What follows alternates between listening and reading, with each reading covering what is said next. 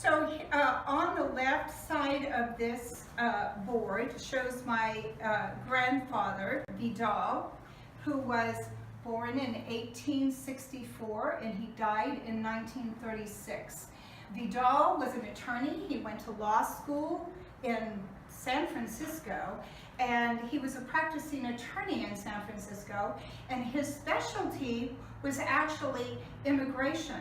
He was well known and well thought of as being the guy who helped the underdog. He would also help people with their land grants, with land issues. I always thought it was really, really smart of my family to have raised an attorney given the climate of California and all of the issues that came up around land.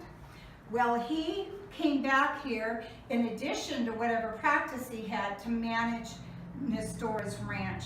And I think that she was probably wanted him to do it because she knew that she could trust him. And he made a promise to her that he would take care of this place. And I always feel that my grandfather's spirit is in this house, still taking care of this Adobe.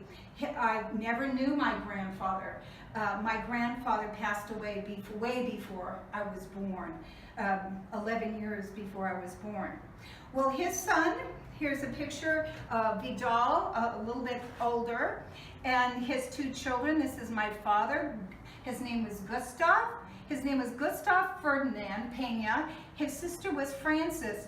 An interesting thing about my dad's name, a little bit more history, his name is spelled like the German spelling of the name Gustav. That's because his mother, Anita Schmitz, was half Mexican and half German. Her father was the ambassador to Baja California. So all of this family had some connection with some other kind of history. It's just been the most fascinating thing to look at. So my father grew up at the ranch. I don't know if this picture is here at the ranch or whether this is at their own house. They did have a house in Vacaville, but at least Vidal stayed here on the property a lot because of having to manage the ranch. This next picture shows my dad. I think he's only a teenager here, and he's working on the ranch. He really, really hated farming. And the stories that I would hear from him, he never would speak Spanish with his kids, even though Spanish was his first language, never talked to us. In fact, one day he said to us, "You guys better be quiet." And we ran to my mother. Why we ran to my mother and didn't ask him, I don't know. But we ran to my mother. "Is that Spanish, Mama?" So we were totally ignorant about the Spanish. I really wish he had spoken Spanish with us kids, but he did not. When he was starting from the time he was in grammar school, he would crawl onto the backs of the wagons of the people who were doing the labor during that time, which were the Chinese. So now it was no longer the vaqueros, it was no longer the Native Americans, it was now the Chinese who were the laborers here on this ranch. And he would hop on the backs of their carts, he'd skip school, got in all kinds of bad trouble, and he'd go down to San Francisco on the backs of these Chinese, his friends, the laborers, carts, and going to San Francisco.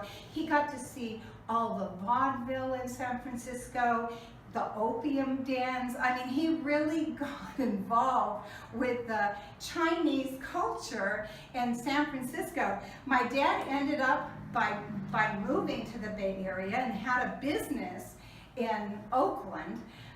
For many, many years. He was quite the character. The character of the Spanish is very, effusive, and he could talk to anybody. And he was so wonderful and expressive with everything. Well, he had a process serving business, and it wasn't until relatively recently in life that I realized that where he had learned how to be a process server was from his own father, who was an attorney. He was meant to have been, he was supposed to have been the next lawyer, and they were grooming him to do that. But my dad, whether it was because of his own self-discipline, I don't know, was not that person. But he did end up in business, and he had much the same philosophy as his own father, this caring for the little guy and loving everyone. He was really wonderful, and that's certainly a characteristic of this family, is that they were incredibly hospitable, gracious people. So here's my father working on this ranch, I believe, somewhere near a walnut tree, and he was soon to leave this place. He and the young woman that was the niece of Nestora inherited the part of the land that was left in Nestora's ranch. Part of that, 1,000 acres, went to my father, and unfortunately, and I'm sorry to my father right now to confess this, but my father apparently lost the last Peña plot of land in a card game. So we do not have any land left from this rancho. But I'm back here doing docenting, so I feel very much a part of it.